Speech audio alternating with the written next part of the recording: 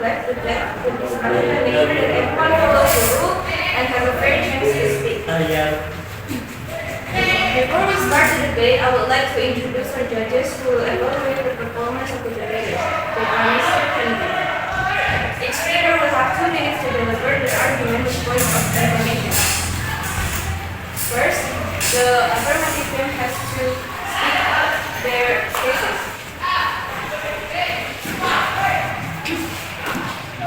Google is a search engine company operating in Google's headquarters are located in Mountain View, California. Google is often used to collect the world's information and that makes it accessible and useful to everyone. We believe that students should be allowed to use Google to complete assignments. And then, the negative term has to speak their cases. In this modern, sophisticated era, we believe that everything is easy and we can do it anywhere at any time. Everything is practical. Even if you want to study online, there are no many sources. One of them is Google, which everyone has. There are even some schools that allow students to bring cell phones and use the Google application to make it easier for children to find sources. Apart from easy access to learning, there are also negative sides that you should know about. We are now ready to begin our debate. The first speaker is the affirmative side. We have 2 minutes to give one of you and follow up with the first argument. Please begin. Our argument. Why schools must allow students to go to complete assignments? Because by looking at school, students might be more open and broaden their horizons. We are students. We cannot just take advantage of what is good, but we have to look around us. Kita sebagai siswa, tidak seharusnya hanya melihat apa yang kita belajar, tapi kita harus memanfaatkan kira-kira apa yang bisa kita manfaatkan. Salah satunya adalah Google. Kita bisa memanfaatkan Google untuk mengalami apa yang kita pelajari, dan kita bisa menjadikan diri kita menjadi siswa yang lebih luas pandangannya dan pemikiran yang lebih terbuka. Terima kasih. Tapi kalau misalnya sekolah ujian sampai Google, terus kita kayak keseringan pakai Google, lama-lama tuh kita kayak jadi ketergantungan gitu. Jadi yang harusnya kita punya karena dari Google dan apa-apa serba praktis langsung ada, jadinya tuh dia tuh kayak ketergantungan, jadi ada kelama itu.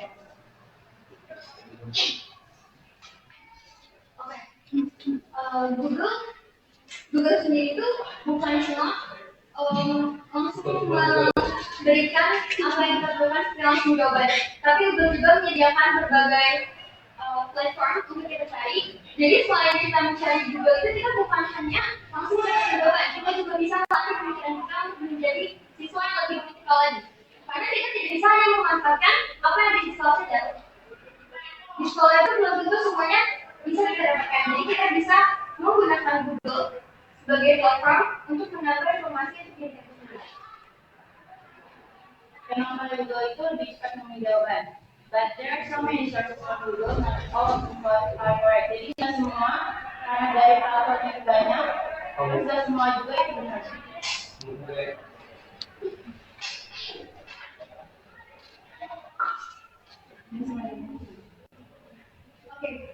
Oke, saya garis bawahi, tidak semua jawaban itu benar. Oleh karena tidak semua jawaban itu benar, kita sebagai siswa bisa melatih pemikiran kita menjadi kritikal. Kita tidak hanya menggunakan satu yang ada di Google. Jadi di Google itu kita tidak menggunakan satu link, tapi kita bisa membaca dari berbagai link yang disediakan Google itu sendiri. Jadi kita tidak mendapatkan banyak sisi negatif, tapi kita bisa mendapatkan lebih banyak sisi positif. Karena kita bisa melatih pemikiran kita untuk bisa menjadi lebih kritis menemukan jawaban yang lebih tepat buat kita. While there are books, there are teachers, why don't we just read or ask? Lagipun ada guru, bahkan ada perpus, kita bisa manfaatin itu. Walaupun kita manfaatin Google secara terus-menerus, itu secara nggak sadar kita tuh gampang ambil hak kita orang gitu. Jadi kalau pakai Google yang serba langsung ada, itu menurut saya nggak melatih kita berpikir positif. Tapi nggak semua sekolah membiarkan perpustakaannya terbuka untuk digunakan siswa. Contoh, misalnya kita lagi belajar, kita nggak mungkin semua siswa pergi ke perpus beramai-ramai, belum tentu itu perpus sepi. Kalau misalnya kita masih banyak siswa lain yang menggunakan perpus, itu justru akan lucu dan bisa kita sendiri. Jadi Google itu bukan sebagai patokan untuk kita mencari semua jawaban di Google, tapi kita bisa menjadikan Google itu sebagai referensi untuk mencari jawaban yang kita tidak dapatkan di sekolah. Tapi dengan membaca buku yang emang sumbernya jelas, kita tuh bisa manfaatin buku itu. Apalagi sekarang tuh banyak banget toko-toko buku kayak Gramedia, kita bisa manfaatin. Gramedia. Di sini topiknya adalah melihat Google saat belajar. Oke, mungkin misalnya kita dapat PR, kita bisa pergi ke Gramedia. Tapi kalau di sekolah, kita kan mungkin ke Gramedia dong. Pasti kan kita ada di Google. Makanya itulah kenapa sekolah seharusnya memperbolehkan siswa-siswinya untuk melihat Google saat belajar di sekolah. Tapi kalau pakai Google, otomatis kita pakai dong. Belum lagi notif sama aplikasi lain tuh mendistract kita. Jika kalian misalnya emang fokus untuk belajar, mungkin bisa nyalain buat modul seminar itu, kita bisa ada notifikasi dari beberapa aplikasi yang supaya kita tuh nggak terdistract pas belajar. Jadi kita bisa fokus. Tapi di samping itu, di sisi lain itu masih banyak banget dampak negatifnya ya. Salah satu itu ya balik lagi ketergantungan, karena ya dengan cara Google itu kita nggak dikit-dikit itu yang kita data kita harusnya dikeluarin yang dari data kita itu malah kebanyakan dari Google.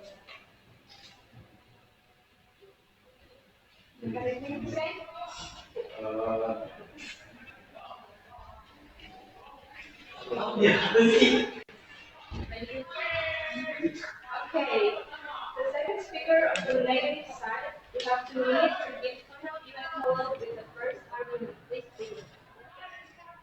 The other side is that apart from many hostility about literally because of Google adalah secara gak sadar kita gampang banget ambil hak kita orang, terus bikin kita malas untuk membaca karena langsung ingin jawaban dari Google. Oke, masalah hak cipta. Maksud dari hak cipta itu apa? Kita kan bukan lagi menulis skripsi atau menulis apapun itu yang berkegantungan dengan hak cipta. Kita hanya sebagai pelajar yang ingin mencari tahu jawaban untuk soal atau materi yang belum kita mengerti, yang belum kita tahu. Jadi saya masih kurang mengerti arti hak cipta yang ada di dalam. Kita kan bukan lagi menulis skripsi atau apapun itu ya. Kita hanya menggunakan Google untuk mencari referensi untuk jawaban yang kita tidak tahu di sekolah. Maksudnya kita di sini kalau misalnya kita bikin proposal atau apa kan kita bisa copy paste dari Google. Nah itu tuh kalau dari Google terus kita langsung bisa copy paste itu kayak kenapa nggak dari pendapat kita, dan banyak banget orang yang sekarang sudah bikin proposal itu hasil dari copy paste Google itu. Tapi kalau bikin proposal juga kita butuh referensi. Kita butuh data-data yang dari jadi nggak bisa sebenarnya dari aplikasi sendiri. Tapi sebagian besar itu ya kebanyakan dari kita sekarang tuh karena udah males nyari atau baca-baca dari buku, yang kebanyakan dari kita tuh copy paste gitu. Jadi dari situ yang saya mau setuju. Ini sebenarnya balik lagi di topik kita di mana kita menggarisbawahi bahwa kita hanya menggunakan Google sebagai referensi. Jadi kalau masalah proposal hak cipta itu sebenarnya lebih ke pribadi masing-masing ya. Kalau di sini kan kita hanya seharusnya belum menyetujui sekolah itu menggunakan Google hanya sebagai referensi untuk kita mencari apa yang kita tidak ketahui. Bukan maksudnya untuk kita, karena kita juga butuh Google sebagai referensi. Balik lagi ke yang saya bilang, kita itu butuh sesuatu yang tidak hanya kita dapat di sekolah. Mungkin di sekolah siswanya banyak, kita susah untuk memahami materi yang mungkin guru nggak bisa jelasin ke 1-2 orang aja kan. Kita ini kan banyak nih. Jadi kita bisa nyari tahu sesuatu itu di Google. Ya, itu sih untuk hak cipta. Mungkin kita harus menggunakan Google sebagai referensi. Kalau untuk masalah referensi itu kenapa kita nggak nanya ke guru yang langsung? Karena sekarang ini kebiasaan Google kebanyakan referensi, terus kita langsung nulis jawaban dari Google itu ada aja di Google yang menurut dia tuh nggak setuju sama yang kita dapat dari sumber Google ini. Gitu. Jadi menurut saya lebih baik nanya ke gurunya langsung. Poin pertama, belajar guru langsung. Seperti yang saya bilang, kita itu siswanya kan banyak ya. Gak semua orang bisa nanya ke gurunya langsung. Kita juga nggak tahu gurunya sedang sibuk atau gimana. Jadi poin pertama yang paling untuk langsung nanya guru, itu kita bisa mencari Google sebagai referensi. Kalau masalah berkaitan benar atau salahnya Google, itu balik lagi ke kita masing-masing. Kita pun balik hanya menggunakan Google sebagai referensi. Karena itu tadi guru nggak bisa selalu on time, standby untuk bisa ditanyain sama seluruh siswa yang banyak banget juga. Okay. The last figure of the conversation is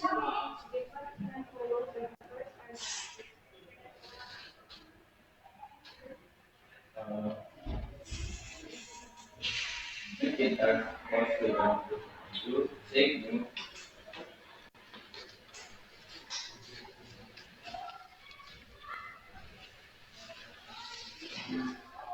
make make it easier for students to say new to know and di dalam masa kurikulum yang sekarang sebagai siswa dituntut untuk dapat mencari ilmu secara luas dan juga bisa kita manfaatkan berbagai platform untuk menggunakan kita dalam belajar.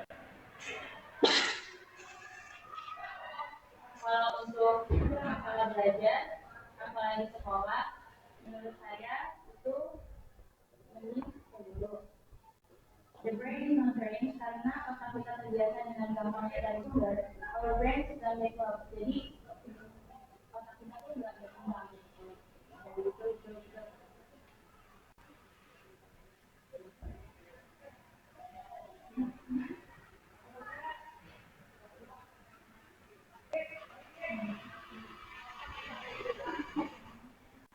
Sebenarnya ini bakal balik lagi ke poin yang udah kita bahas sebelumnya.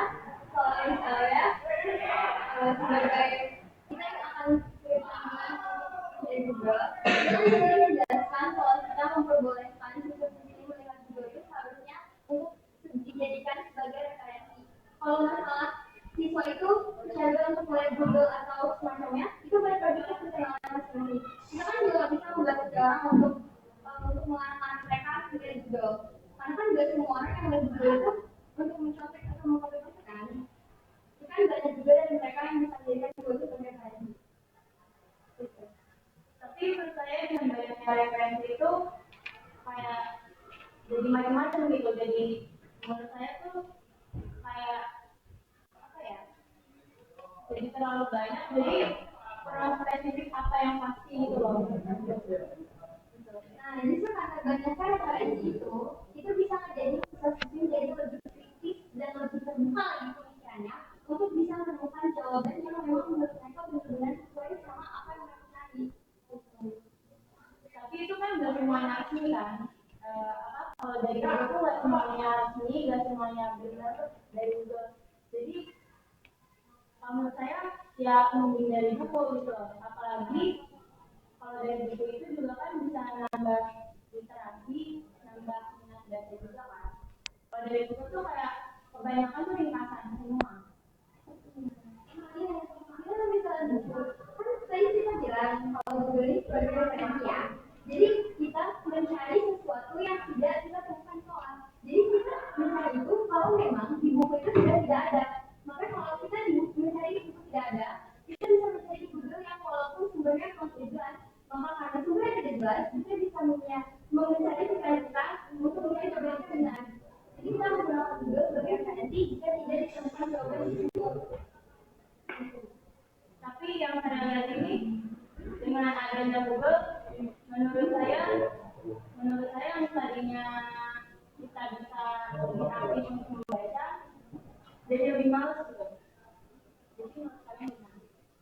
Kalau dengan adanya Google.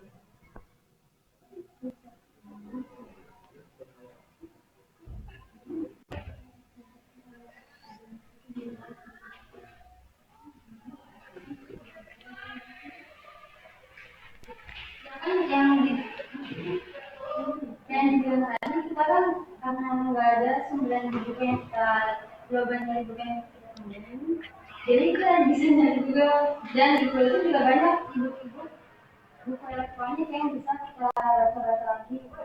Dan Google itu kan bukan cuma banyak situs website yang di sini nggak jelas itu, tapi ada beberapa banyak situs-situs yang di sini, jadi kita bisa buat referensi buat tugas kita. Jadi menurut kalian itu Google menambah minat baca karena dengan banyaknya itu atau gimana? Nah, di Google itu kan situs web ya. Ya. Di situ tuh kita bukan mendengarkan, tapi kita membaca kan. Jadi tidak ada bedanya dengan buku dengan Google. Buku kita baca, Google pun sebuah artikel yang pada akhirnya akan kita baca, bukan hanya sekedar melihat jawaban saja. Begitu.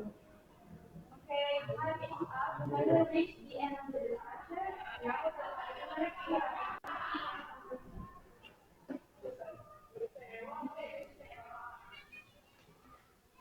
Okay, so we approve of the use of Google for students in completing their assignments that students get many benefits from what Google has provided. In our opinion, learning is not something that cannot be obtained in just one place, but wherever or wherever we can learn. Therefore, students can get lessons that are not only learned at school, and students who understand the material can study again on the go.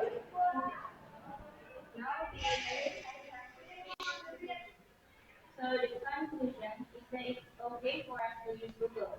What we want to know and what we want to search for, everything is answered immediately by Google. But if we use Google for everything too often, without realizing it, we become dependent on Google, so that our brains can be trained. There are other negative impacts that make us lazy to think because of that dependency. It's true that we have been accustomed to the habit of interacting from books from the schools use books. Even after state universities never or report.